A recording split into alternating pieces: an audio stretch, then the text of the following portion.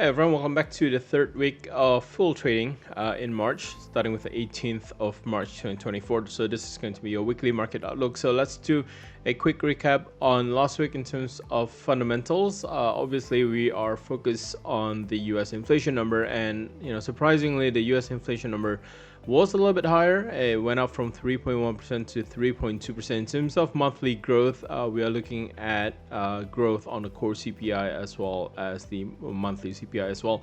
The core CPI did fell down a little bit, but it still came in a little bit higher than what the consensus is. But the overall headline inflation picked up from 3.1 to 3.2%. And to add matters was we have the PPI numbers, and PPI numbers came in very strongly, 0.3 to 0.6%. The yearly PPI actually went up by a huge margin. It actually went up from 1% to 1.6%, and that's after some revision as well. So the concern right now in terms of the inflation numbers in the US, it's really not coming down. We're in that phase where inflation is not really coming down. It's just really being flat. It's just in more of a sideways range for the inflation.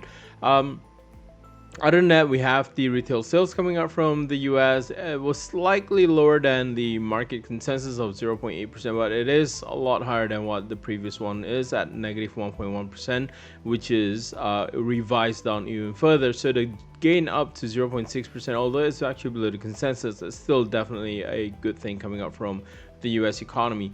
Empire State Manufacturing Index pushed down a little bit lower. UOM consumer sentiment was also a little bit lower than what the market is expecting, but I think the main focus was definitely in terms of market pricing in the central bank decisions, which is going to be this week. So jumping in for this week, this is a very jam-packed week, and we're going to start that with Tuesday. Coming up from the RBA. RBA is probably not going to be doing anything. We're not expecting any major changes coming up from the RBA. In terms of potential rate cuts in 2024, the RBA is probably going to mention 2 potential rate cuts in 2024, but that won't happen until the final quarter of 2024. Main focus is definitely the Bank of Japan. This is a market-moving event. A lot of market expectation or market pricing in we have seen in the month of March is that there's a potential for a move away from negative interest rate, i.e. We could potentially see the Bank of Japan moving away from negative 0.1% to 0%.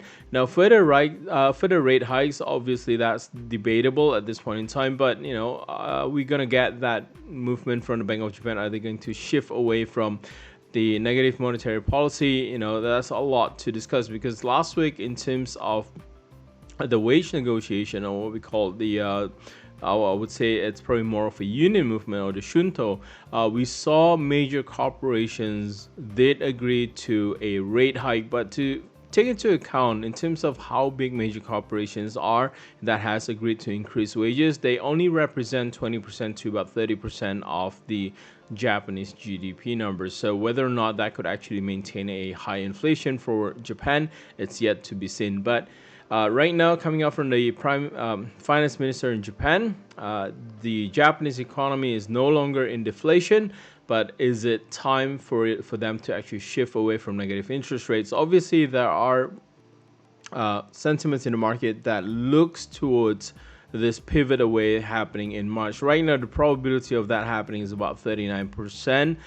We have a higher probability for the Bank of Japan to actually move away from negative interest rates in the month of April. Now, what I think is that the Bank of Japan is probably not going to be doing anything at this point in time, because typically with March, it's kind of the end of financial year for the Japanese market. So, major adjustments, we probably wouldn't see that happen until the new financial year start, which is actually going to be next month. So I think market could be disappointed, and that could send the Japanese yen lower. We could see a push higher on the dollar Japanese yen, euro yen, and the sterling yen. So just keep that in mind.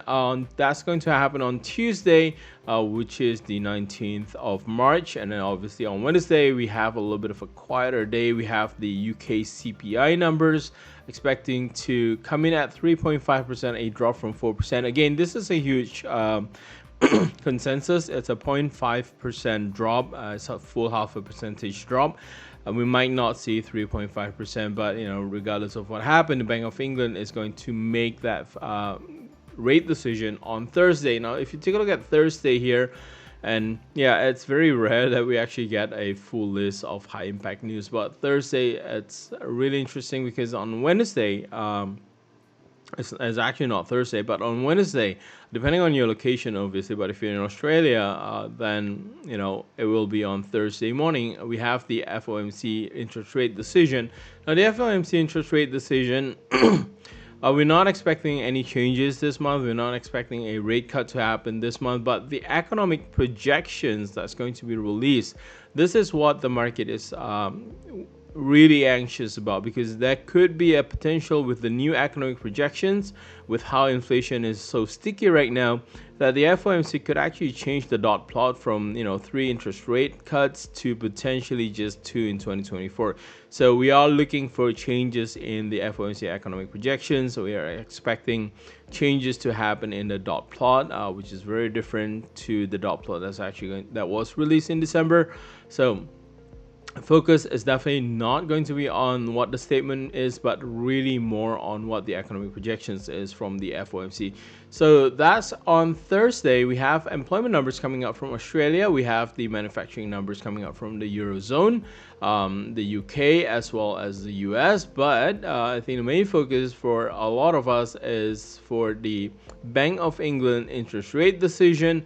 We're not expecting a rate cut, but we are very curious in terms of the voting numbers. Right now, if we take a look at the voting here, there were previously 2 votes for rate cuts. Right now, we're expecting 0 votes for a rate cut, 1 to remain neutral. And yeah, sorry, 1 for a hike and 8 to keep rates steady at 5.25%. So let's see what happens here. But the Bank of England decision is going to come in a day after the UK CPI, so they should have enough time to factor that into their decision making. All right, and then on Friday we'll wrap this up with the retail sales number coming out from the UK, right? That's the fundamental. It's a fully jam-packed week. And also, I forgot to mention, the Swiss National Bank is also going to be releasing their monetary policy statement. And it's not just the European countries that are releasing these monetary decisions. A lot of countries in Asia are also releasing their interest rate decision. But we're not expecting any changes coming out from all the central banks. I think if any change would happen, it would come from the Bank of Japan. But at this point in time, coming out from the FOMC, the RBA, the Bank of England, the SNB. Right now, we're not expecting any changes.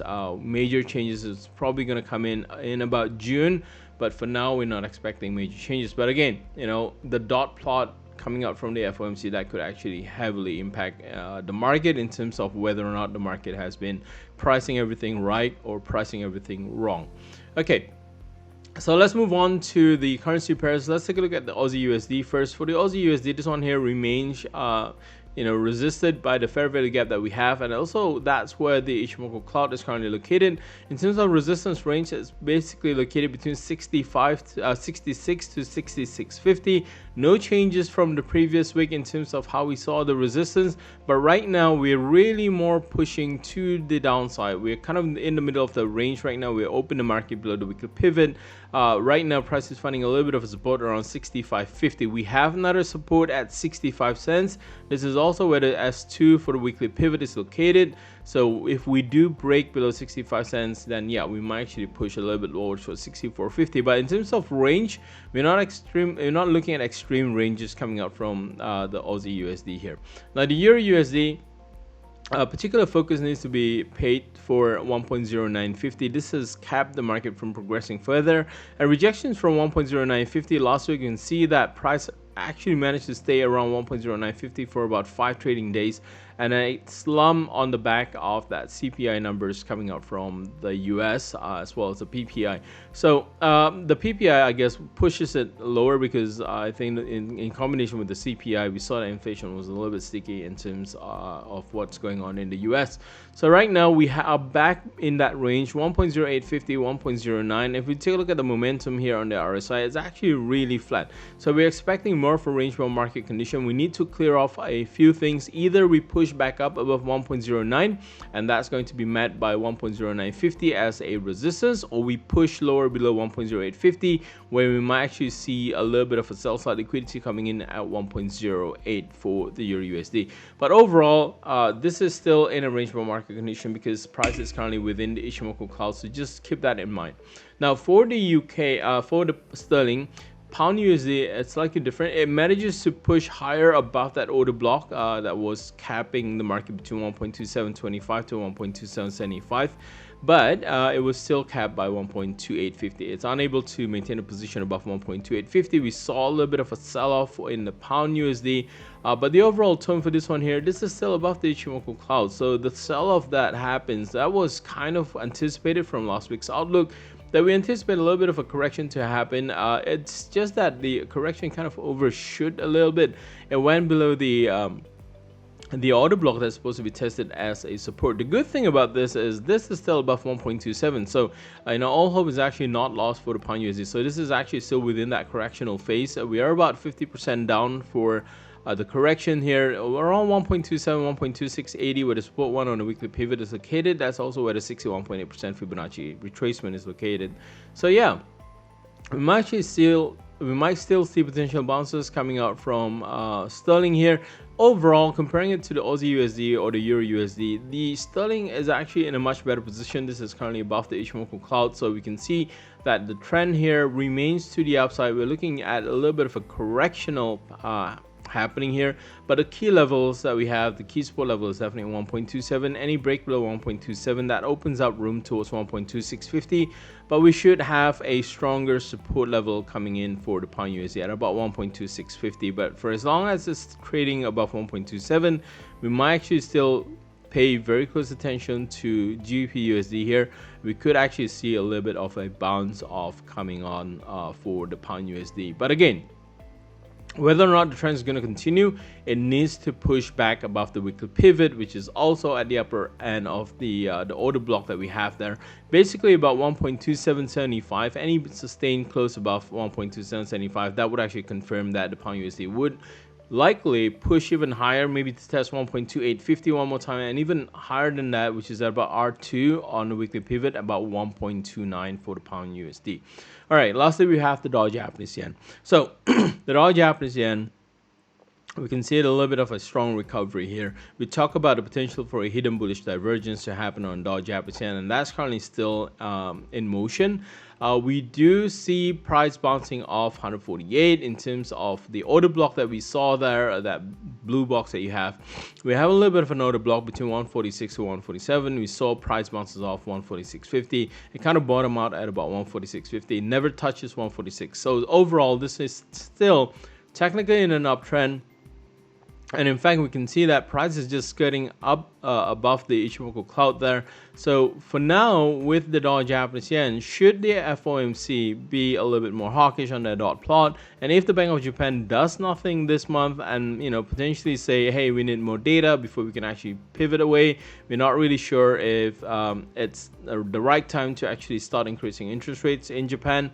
Otherwise Japan could actually fall back into deflation. If those comments comes out from these two central banks, this could actually send the Dow Japanese yen a lot higher. So definitely number one, we're going to be looking at that resistance coming in at 151. That's going to be about resistance 2 on the weekly pivot. But beyond that, we still have 152, which is also the previous high in the month of November. For the Dow Japanese yen. So it'll be interesting to see what happens here with the Dow Japanese yen. But right now, to assume a short position on the Dow Japanese yen is a little bit risky, considering that the Bank of Japan might actually push off their monetary policy shift, and with the FOMC potentially dropping down the rate cut prediction to just about 2 rate cuts in 2024. I think right now the dollar Japanese yen is still in more of that bullish stance at this point in time. And considering that we opened the week above the weekly pivot, which is located about 148, it's safe to say that we are going to have that strong support again. 148 all the way down to 146. We have two order blocks around those levels, so we anticipate a lot of support to the downside for the dollar Japanese yen for now.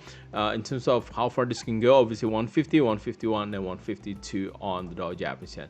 So with that, good luck for your trades, and I'll see you soon.